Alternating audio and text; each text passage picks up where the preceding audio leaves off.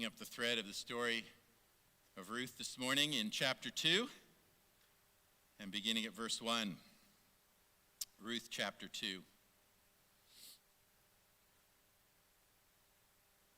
We've just had Naomi and Ruth arrive back in Israel in Bethlehem. Now Naomi had a relative on her husband's side, a man of standing from the clan of Elimelech, whose name was Boaz. And Ruth the Moabite said to Naomi, "Let me go to the fields and pick up the leftover grain behind anyone in whose eyes I find favor." Naomi said to her, "Go ahead, my daughter." So she went out and entered a field and began to glean behind the harvesters. As it turned out, she was working in a field belonging to Boaz, who was from the clan of Elimelech. Just then, Boaz arrived from Bethlehem and greeted the harvesters. "The Lord be with you." "The Lord bless you," they answered. Boaz asked the overseer of his harvest, "Who does that young woman belong to?" The overseer replied, "She is the Moabite who came back from Moab with Naomi." She said, "Please let me glean and gather among the sheaves behind the harvesters." She came into the field and has remained here from morning until now, except for a short rest in the shelter. So Boaz said to Ruth, "My daughter, listen to me. Don't go and glean in another field, and don't go away from here. Stay here with the women who work for me. Watch the field where the men are harvesting, and follow along after the women. I've told the men not to lay a hand on you, and whenever you're thirsty, go and get a drink from the water jars the men have filled." At this, she bowed down with her face to the ground. She asked him, "Why have I found such favor in your eyes that you notice me, a foreigner?" Boaz replied, "I've been told all about what you've done for your mother-in-law since the death of your husband, how you left your father and mother and your homeland and came to live with a people you did not know before.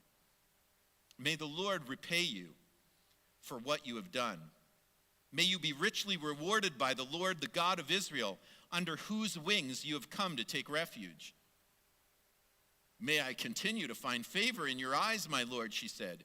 "You have put me at ease by speaking kindly to your servant, though I do not have the standing of one of your servants." At mealtime, Boaz said to her, "Come over here. Have some bread and dip it in the wine vinegar." When she sat down with the harvesters, he offered her some roasted grain. She ate all she wanted and had some left over. As she got up to glean, Boaz gave orders to his men, "Let her gather among the sheaves, and don't reprimand her. Even pull out some stalks for her under the bundles, and leave them for her to pick up, and don't rebuke her." So Ruth gleaned in the field until evening.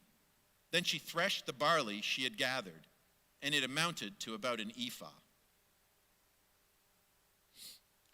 So where we left off our story at the end of chapter 1 was that Ruth and Naomi had traveled back to Bethlehem, and just as they came into town, she'd encountered the other women, and as she describes it, or as it says at the end of the chapter, it says they arrived in Bethlehem at the beginning of the barley harvest. So they're coming to town, and the harvest is just beginning, and it's almost like a little hint of hope from God. But unfortunately, Naomi isn't really in any shape to see the hope in her situation. She's still paralyzed by her despair. In many ways, understandably so. She had faced famine, and she'd left her homeland and settled into a new land that, as we discussed, wouldn't be really friendly to Israelites. And then her husband had died, and both of her sons, and so she encapsulates her world by saying, "I went away full, and the Lord has brought me back empty." She feels like she's lost everything. But luckily, we get to see as the story unfolds that Naomi isn't as alone as she imagines. She has Ruth. And Ruth is the one who has traveled with her faithfully. And even though when they arrive, as we said, she says, "Don't call me Naomi anymore. That means pleasant. Call me Mara," which means bitter. Like, change my name to bitter. And even though she says this, and she says, I went away full, and the Lord's brought me back empty, and she doesn't even acknowledge that Ruth is there with her. She says, I got nobody with me. And Ruth's standing right there. She doesn't even introduce her. But Ruth has been faithful to her, and Ruth continues to be faithful to her. In fact, it's Ruth's idea to take the initiative to try to find food for them. And so we're told one day Ruth said to Naomi, let me go out into the fields to gather leftover grain behind anyone who will let me do it. And Naomi said, all right, my daughter, go ahead. So Ruth went out to gather grain behind the harvesters. So it's the beginning of the barley harvest. People are out in their fields, they're gleaning, and she says, maybe I'll get lucky. I'll find a field where I can get behind the workers and I can pick something up. And just so you know, that would have been the only way for foreigners on the travel, when they were traveling through foreign lands. If they had to find food, that was their only way to get it, is to count on the kindness of strangers who would allow them to glean. And in fact, it was the same for other people in society that wouldn't have had a way to provide for themselves. Widows, orphans were kind of on their own. They didn't have a provider in the family because land always belonged to the men. But interestingly enough, in Israel, you wouldn't have had to just count on pure kindness alone. There was laws in the Old Testament that God had set up for his people. And we talked about one of those laws last week, about this law that Naomi had referred to, where a brother who survived after his brother died would marry his brother's widow in order to keep the land in the family and in order to provide for that wife and to provide an heir. And so there were all kinds of laws about how they treated each other and how they cared for each other within Israel and to outsiders. And in fact, this is something that's also true here. In Deuteronomy 24, there are gleaning laws that are mentioned. And so it tells us in chapter 24 and verse 19, when you're harvesting your crops and forget to bring in a bundle of grain from your field, don't go back to get it. Leave it for the foreigners, orphans, and widows. Then the Lord your God will bless you in all you do. When you beat the olives from your olive trees, don't go over the boughs twice. Leave some of the olives for the foreigners, orphans, and widows. This also applies to the grapes in your vineyard. Don't glean the vines after they've been picked, but leave any remaining grapes for the foreigners, orphans, and widows. Remember that you were slaves in the land of Egypt. That's why I'm giving you this command. They knew what it was like to be dispossessed people in a foreign land and to have to count on kindness, which they didn't receive in Egypt very much. And so he says, remember the way you were treated and treat the people who pass through your land better. Then in Leviticus 19, verse 9 and 10, it gives the law again, and it says, when you harvest the crops of your land, don't harvest the grain along the edges of your field, and don't pick up what the harvesters drop. It's the same with your grape crops. Do not strip every last bunch of grapes from the vines. Don't pick up the grapes that fall to the ground. Leave them for the poor and the foreigners among you. I am the Lord your God. Now, there's several passages in the Old Testament that tell us not every Israelite did this. Like there's passages that tell stories about how people didn't keep these laws all the time. There was no bylaw officer you could apply to. There wasn't anybody you could appeal to if you were traveling through a field and they said, get out of here, I don't want you here. If they did pick their fields, clean themselves, and take all of their produce, there was no one to stop them from doing that. But God had set up his law, and his order to them, his command to them was, look, take care of the people who can't take care of themselves. Leave what you don't pick on the first pass, you leave alone, and don't go right to the edges of your field. Like leave the edges unharvested. Some of us would find that really hard to do, right? Not because we're not kind, but because we're thorough. Like when you do something, you like to do it right. You like to do it all out and get everything. But that's what they were ordered not to do, because they had to leave some for foreigners who were traveling through, for widows, for orphans who had no way to provide for themselves. It was a rule of the Lord that you do that, and he did that so that they would be generous with those who didn't have a way of providing for themselves. And so Ruth goes out to gather grain behind the harvesters. And what we're told in verse 3, she went out to gather grain behind the harvesters, and as it happened, she found herself working in a field that belonged to Boaz. As it happened, she found herself working in a field that belonged to Boaz. Yeah. So the famine in Israel happened to end. And Naomi just happened to hear in Moab, where they didn't have anything to do with the people of Israel, she just happened to fall on the information that the famine had ended in Israel and that it was safe to go home. And Ruth and Naomi just happened to come back to Bethlehem right as the barley harvest was starting. That's the day they arrived. Just happened to be that way. And as it happened, Ruth stumbled onto this field of a guy named Boaz that happened to be related to Elimelech, who is Naomi's dead husband. It just happened that way. Just a coincidence, right? Because that's how things work out sometimes, and it happens. And you wonder, when you read this story, and all these things fall into place, you wonder how many "and it happens" does it take before you start to see a pattern. I wonder how many "and it happens" work out for us and we chalk them up to coincidence. We say, well, it just worked out that way. I got lucky this time.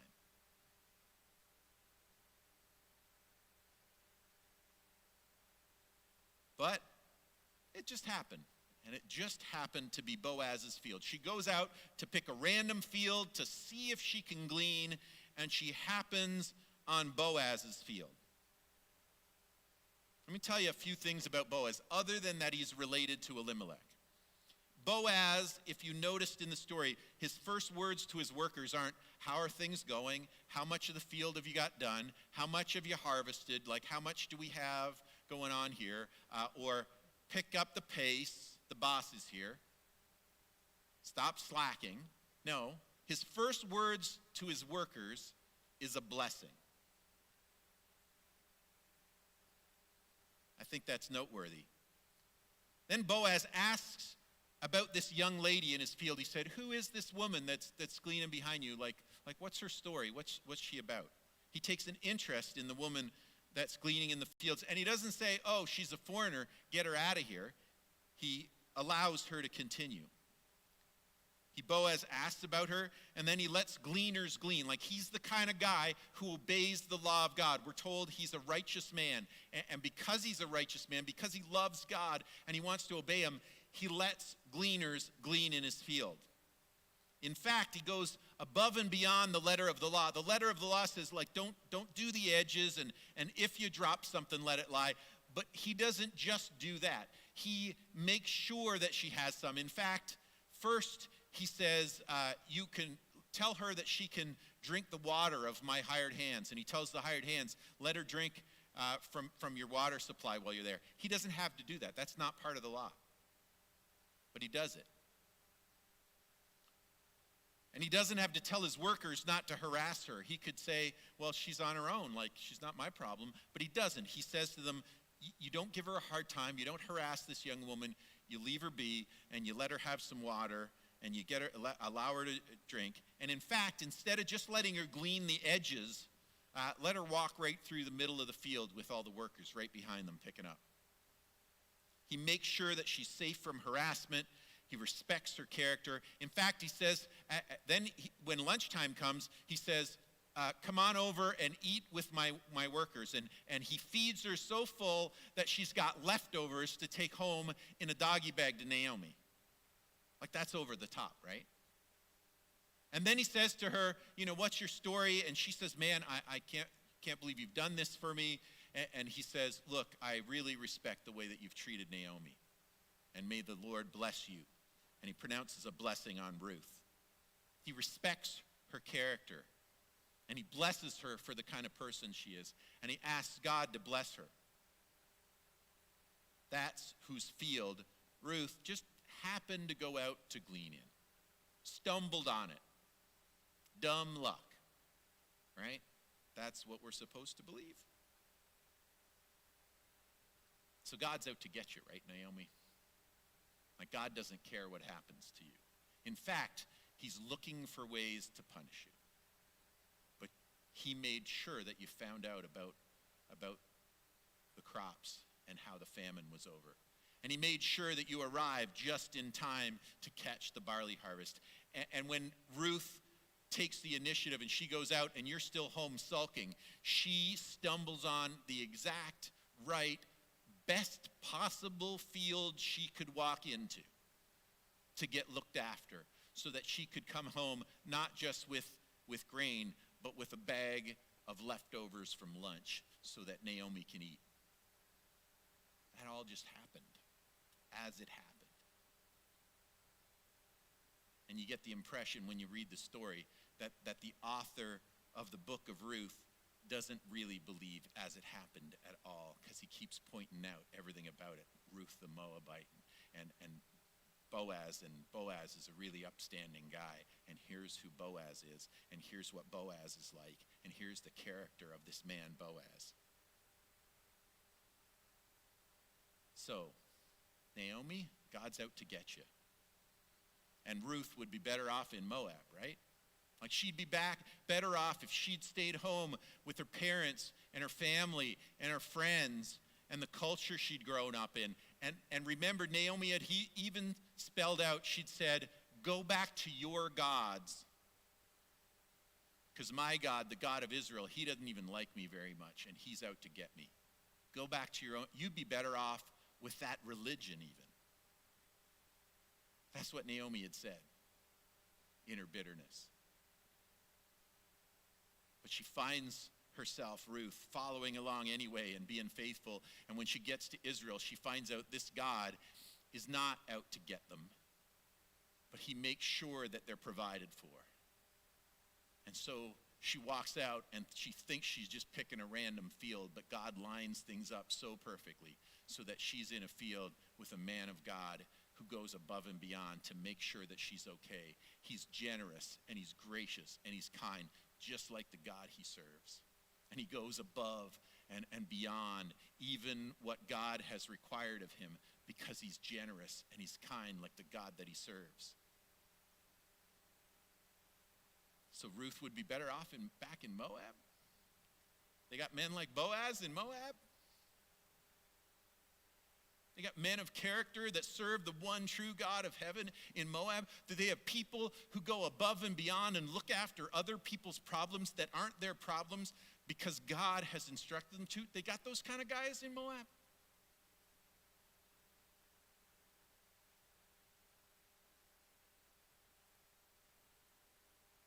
Men who are generous and reflect the generous God that they serve? Do they have those? Would she have been better off?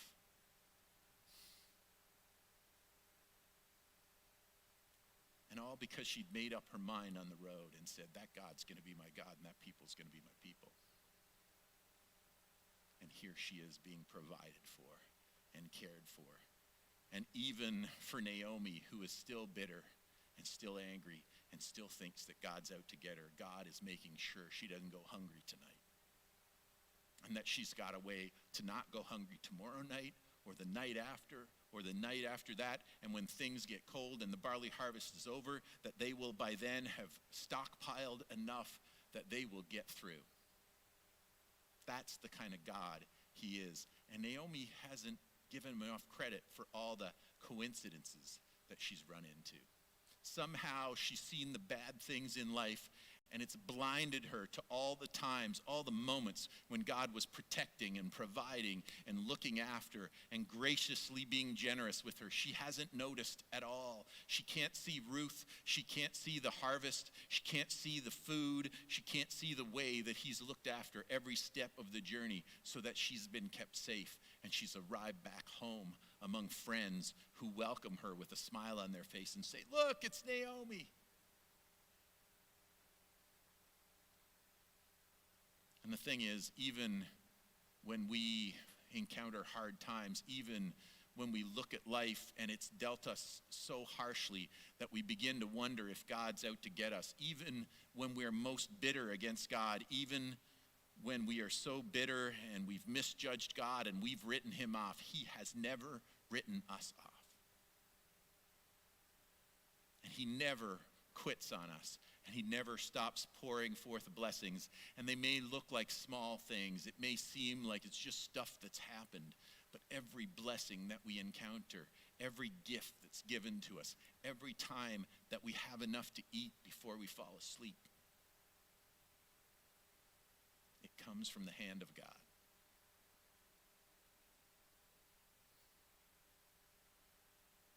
And it could be that we are not as lost as we feel.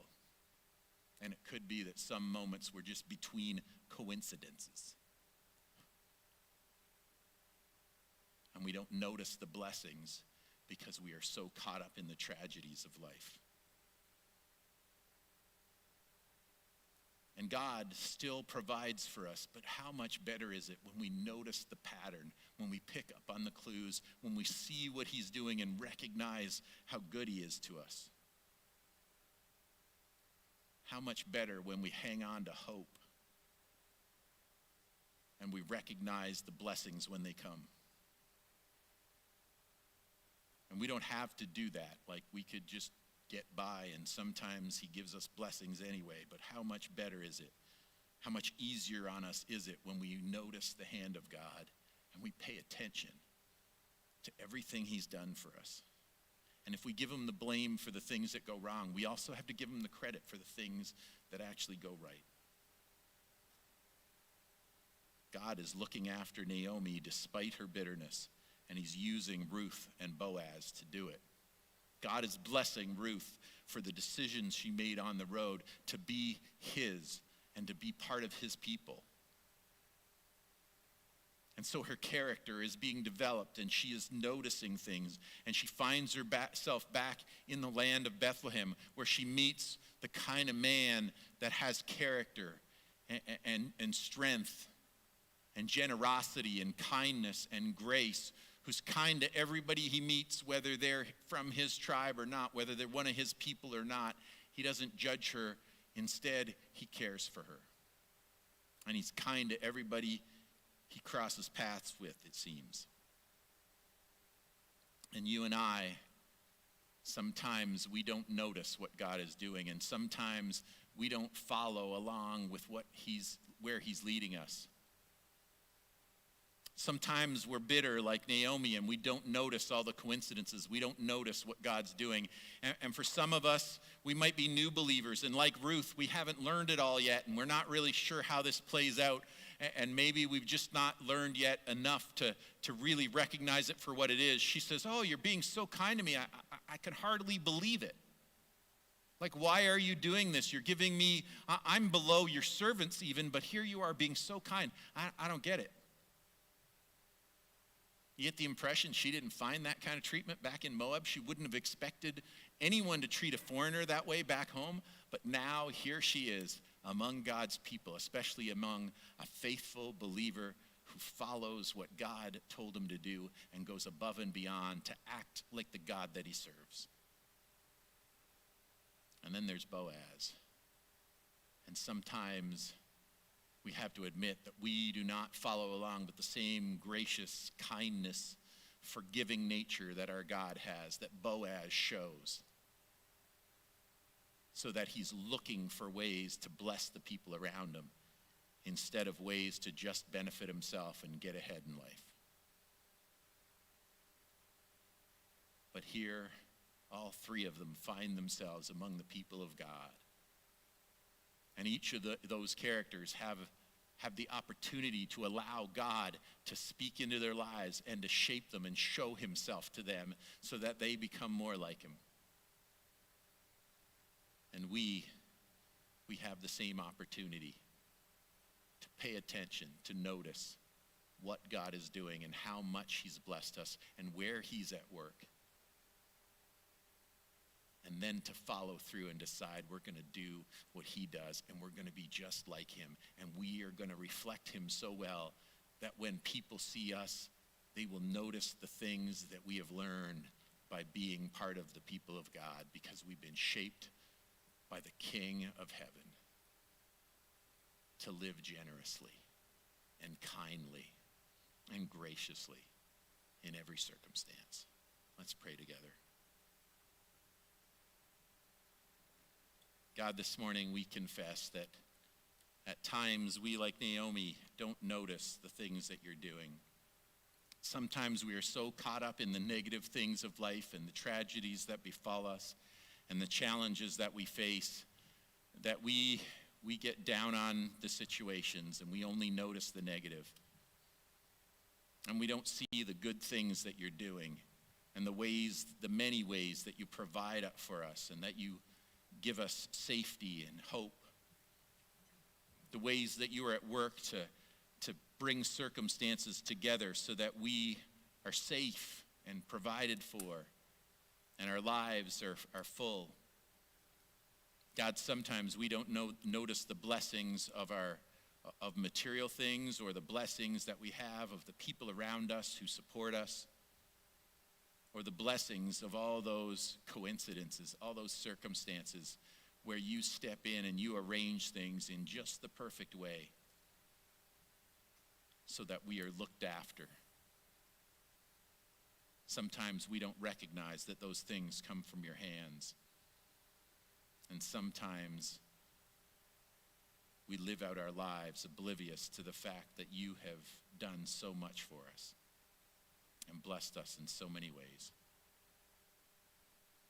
God, we thank you for the reminder this morning in this story of all these characters, and especially for the character of a man like Boaz who obeyed you and went above and beyond to show what you were like, that he was generous and kind and gracious. And we ask you for those moments when we have gotten caught up in our own concerns and have not reflected your character like that.